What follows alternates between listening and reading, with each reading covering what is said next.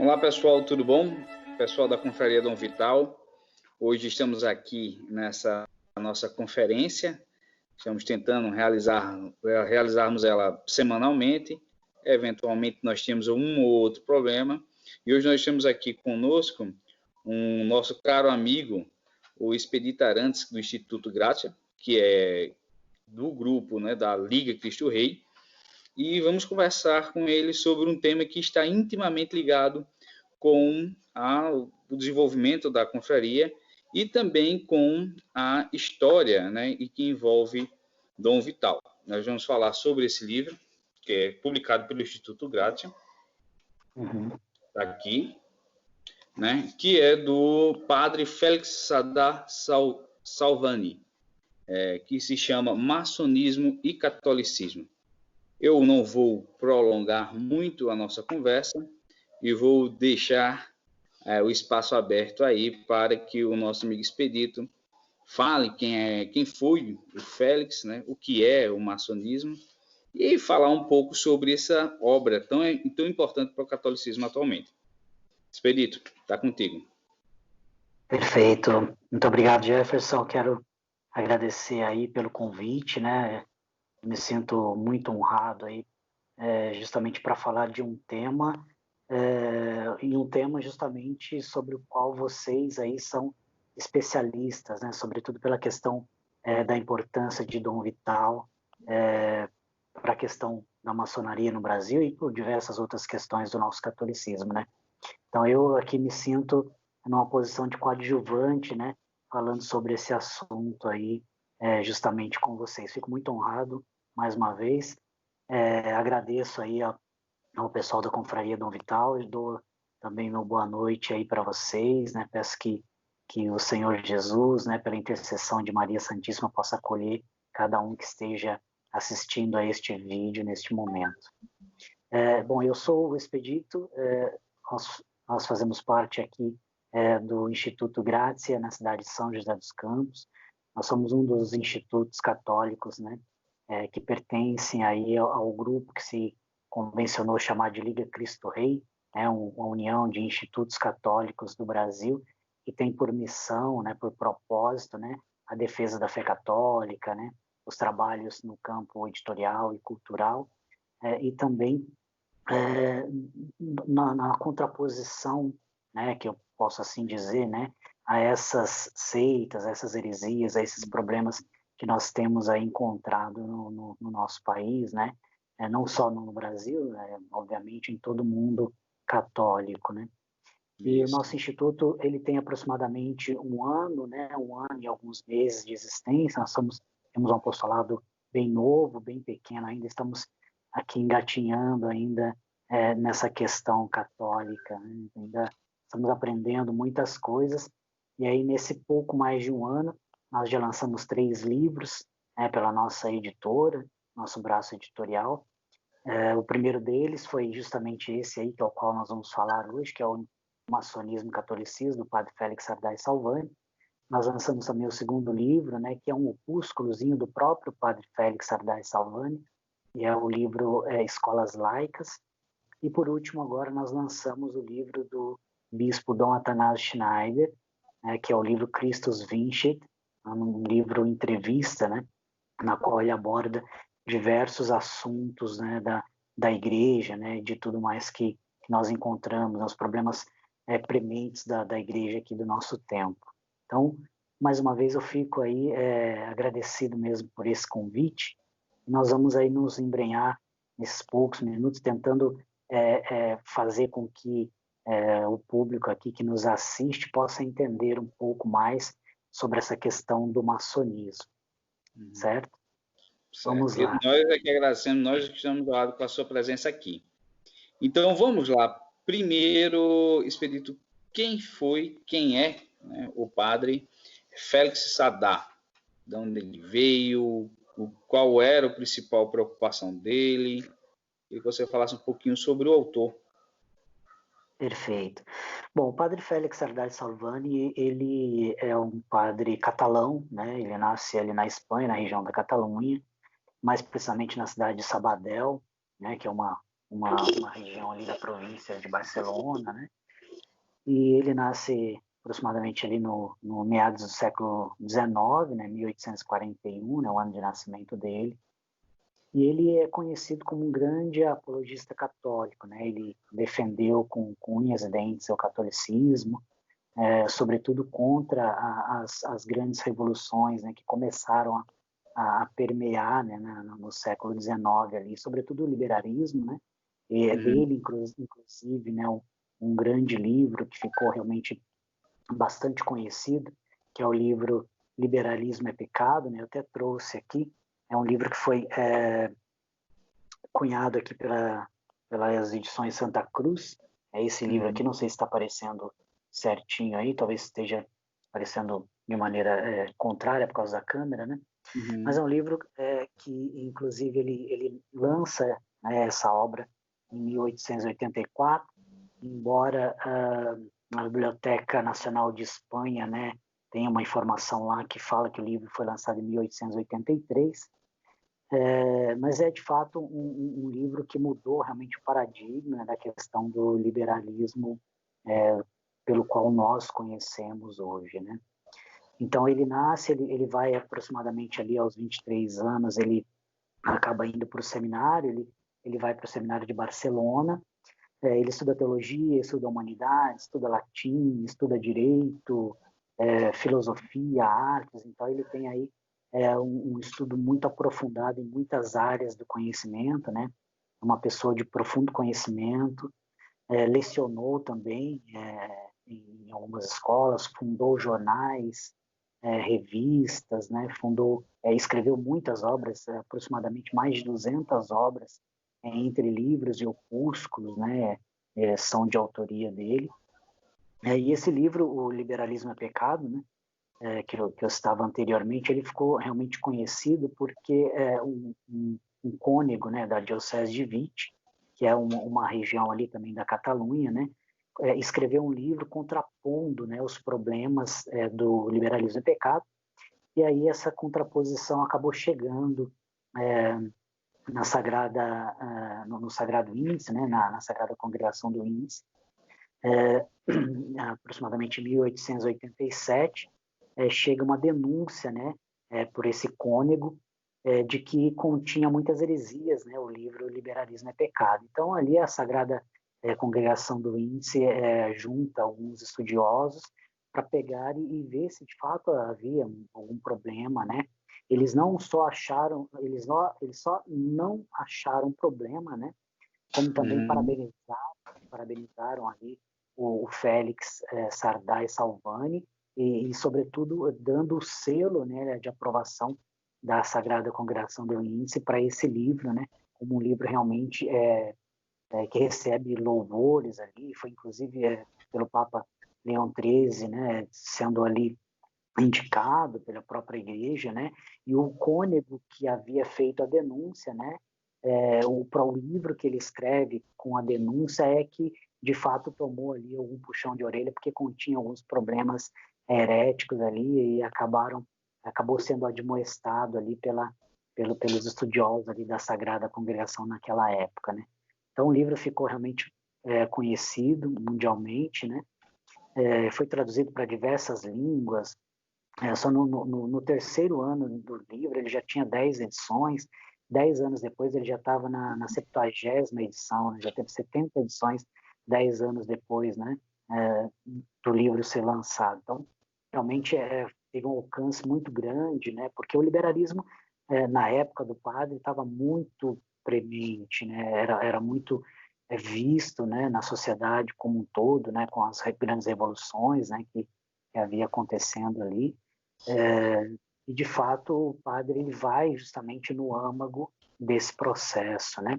E o padre Félix Sardá escreve muitas outras obras, inclusive uma grande obra também, que é O Mal Social, no qual ele reúne, além de liberalismo, ele reúne a preocupação com a família, a preocupação com a escola e a preocupação com as seitas, né? E dentro dessa obra, O Mal Social, é que nós encontramos esse livro, Maçonismo e Catolicismo. Então, tem um capítulo ali específico sobre a maçonaria, sobre esse conceito de maçonismo, né?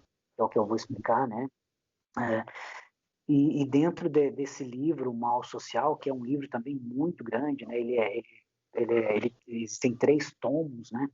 É um livro bastante grande, e o maçonismo e o catolicismo é um dos capítulos, né, do livro O Mal Social, né, que é esse livro escrito também aí pelo padre Félix Sarday Salvan. Então é um sujeito realmente de muito, muito conhecimento, que agregou muito para a igreja, que combateu as heresias, né, que fundou uma revista, ficou muito conhecida também, a Revista Popular, que difundiu o catolicismo ali em grande parte da Europa, teve muita influência também na América Latina, né?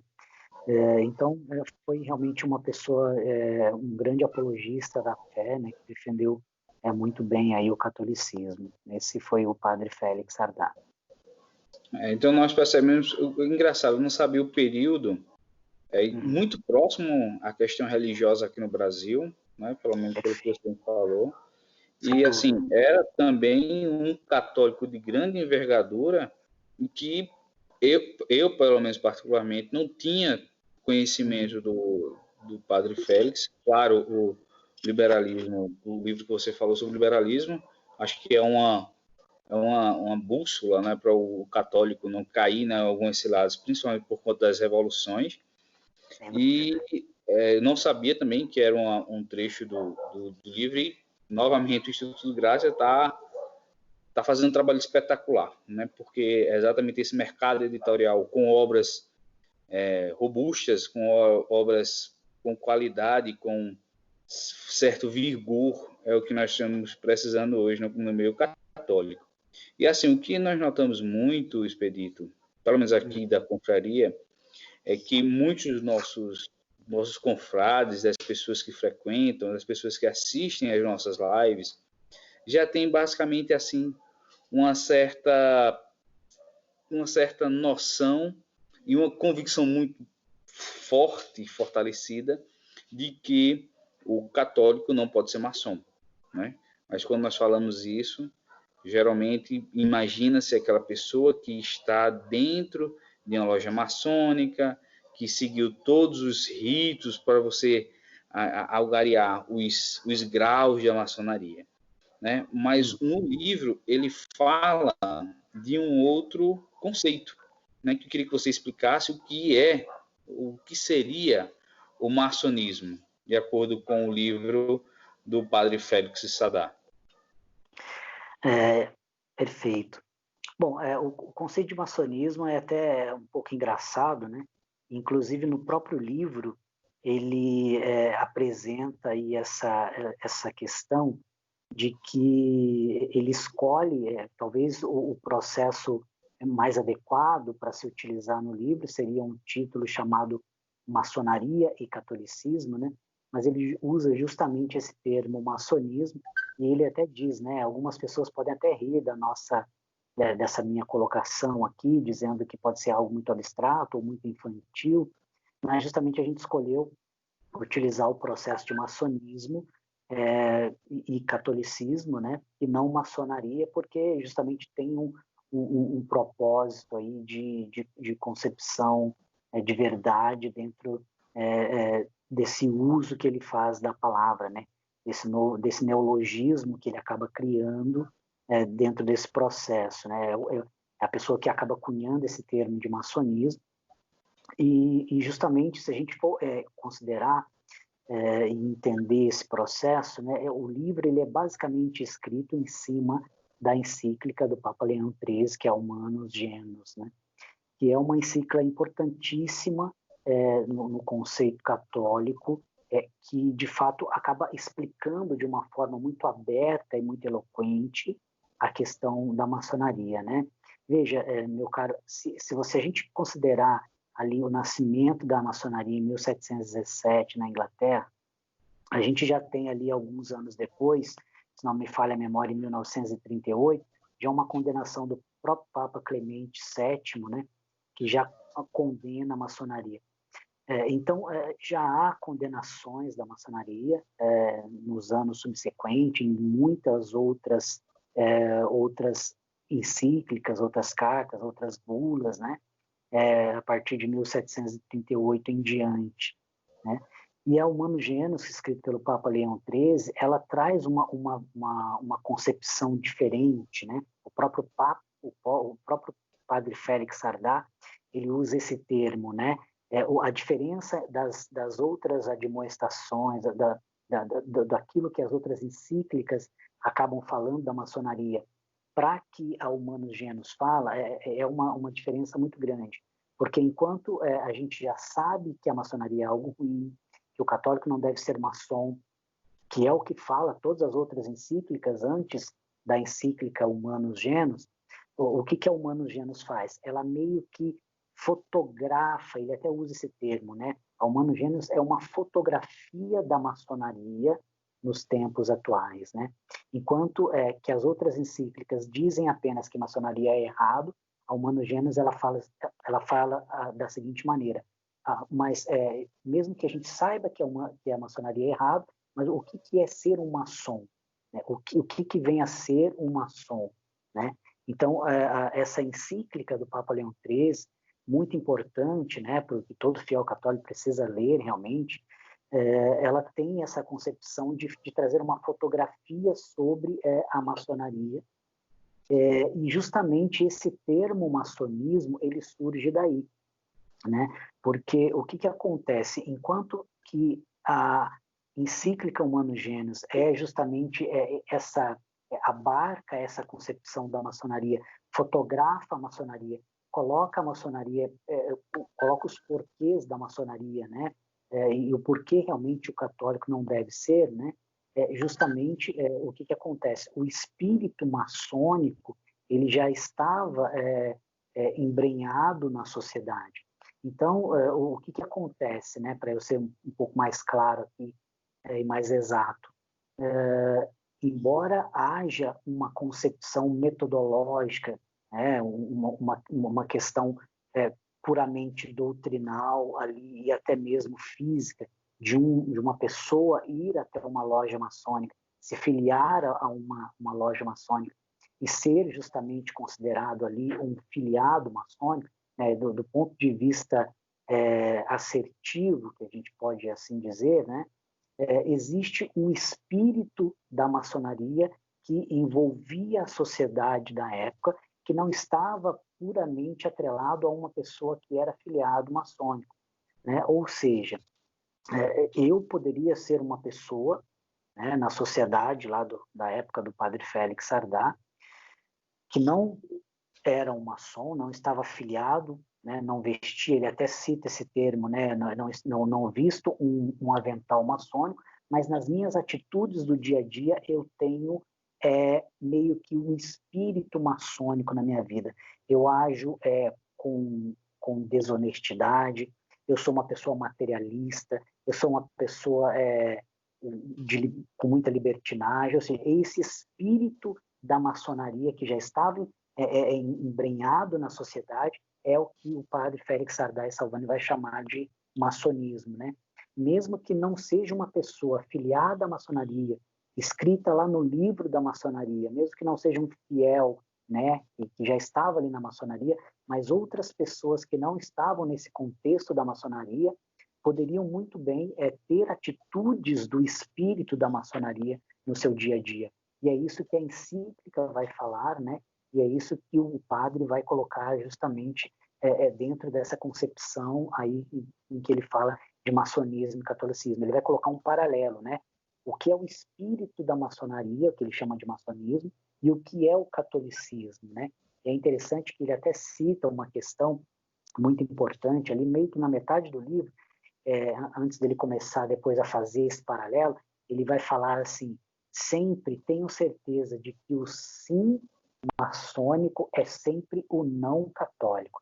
Eles estão sempre numa questão antagônica, né? Numa questão de contraste. O sim católico sempre vai ser o não maçônico e vice-versa, né? Então, o padre ele é muito claro nessa concepção, né? Ele vai falar que justamente o maçonismo é isso, né? Enquanto a maçonaria é essa questão, por vezes, tida como ali, né, uma seita secreta, com as suas assembleias, com as suas iniciativas, com as suas reuniões, com todos os seus rituais, né? uma questão mais objetiva, o espírito da maçonaria, que não tinha nada a ver com rituais, com coisas que podia ser justamente uma pessoa, né, podendo ter aí esse espírito, podia envolver ali a sociedade com esse espírito maçônico, né? Então, não sei se eu me fiz muito claro aqui, mas é justamente isso, né? O maçonismo era o espírito da maçonaria já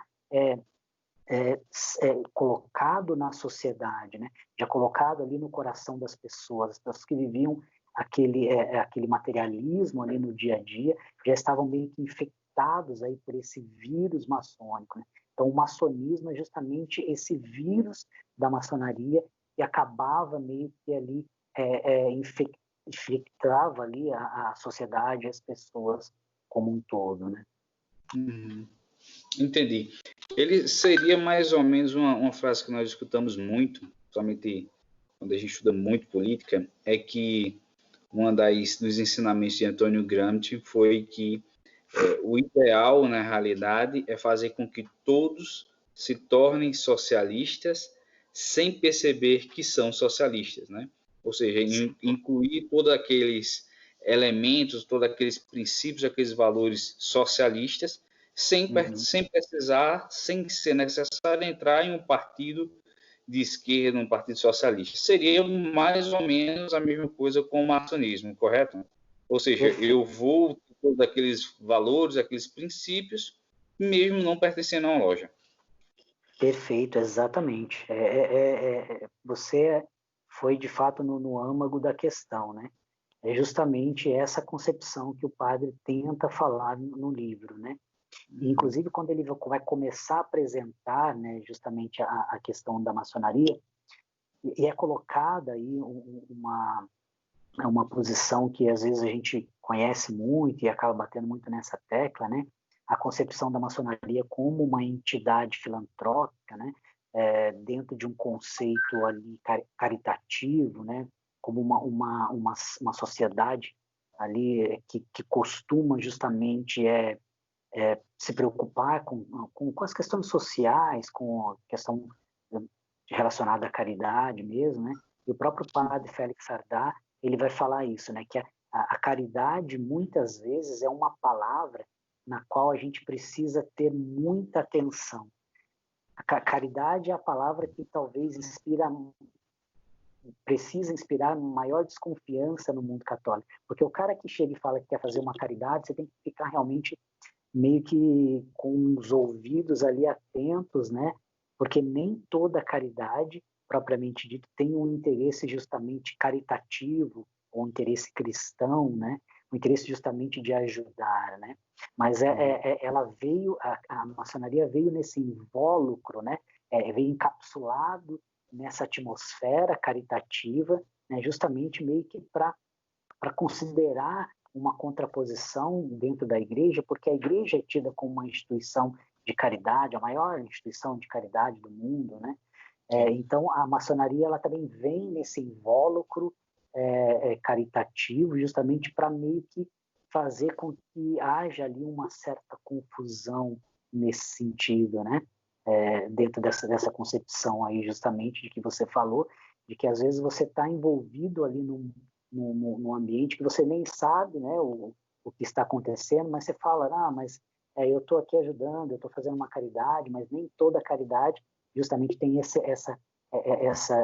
resultado, né, que a gente almeja, que é justamente levar as pessoas para Deus, né, ajudar materialmente, né, com o intuito justamente de ajudar as pessoas a seguir um caminho cristão, né, nesse sentido.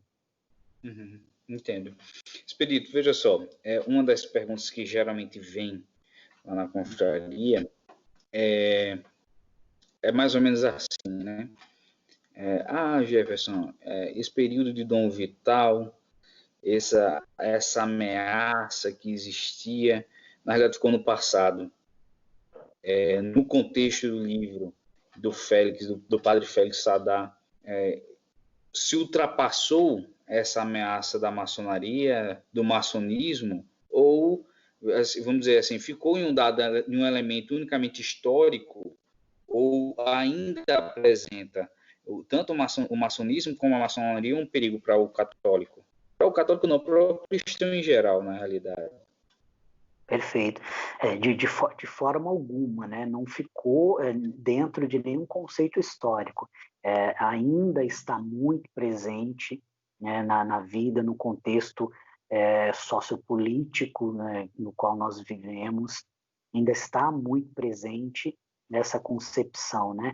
Para você ter uma ideia, né, o padre Félix, ele apresenta, dentro considerando aí, tendo como pano de fundo sempre a encíclica do Papa Leão XIII, né? O conceito de maçonaria é atrelado a uma questão que ele chama, e a própria encíclica também cita esse termo, que é a questão do naturalismo, né? Isso. Ou seja, tudo aquilo que é natural, tudo aquilo que é voltado para o homem, né, é justamente abraçado pela própria maçonaria. Né? Aquilo que eu citei anteriormente, o próprio materialismo, né, todas essas questões que tem o homem como centro, né? Então tudo isso é abarcado pela maçonaria. Então a gente vê isso justamente nos dias atuais, né? O quanto o homem não está no centro e o quanto o homem, né, e os desejos humanos não têm querido estar no centro das coisas, né, que envolvem aí, sobretudo a religião, sobretudo a política, sobretudo as questões sociais, né? Então o naturalismo é justamente esse contrário do sobrenaturalismo, né? O naturalismo é aquele conceito filosófico que acaba por menosprezar ou não aceitar, né, o conceito redentor, né, de Jesus, né? Então você não aceita essa questão sobrenatural, né? Embora a maçonaria até acredite que Deus exista, e eles dão alguns nomes para isso, né, como grande arquiteto do universo, alguns nomes um pouco mais abstratos, né, para essa concepção. Eles podem até considerar isso, né, e é o que nós chamamos aí, dentro também de uma concepção filosófica do deísmo, né, que é aquela possibilidade de que você pode até considerar a existência de Deus, mas que ele não atua no mundo que você vive, que ele que ele só existe e por aí acaba, né? Ele não age, ele não pode fazer nada, ele não toma decisões, ou seja, você toma decisões para a sua vida, você é dono do seu nariz, você que sabe o que é melhor para você, você é uma pessoa livre. Então é nesse sentido, né, deísta da coisa, que a maçonaria tem atuado nesse mundo e nos dias atuais também, dentro dessa concepção aí naturalista, né, de não aceitar a redenção, de não aceitar realmente essa reabilitação que nós recebemos de Cristo Jesus, né?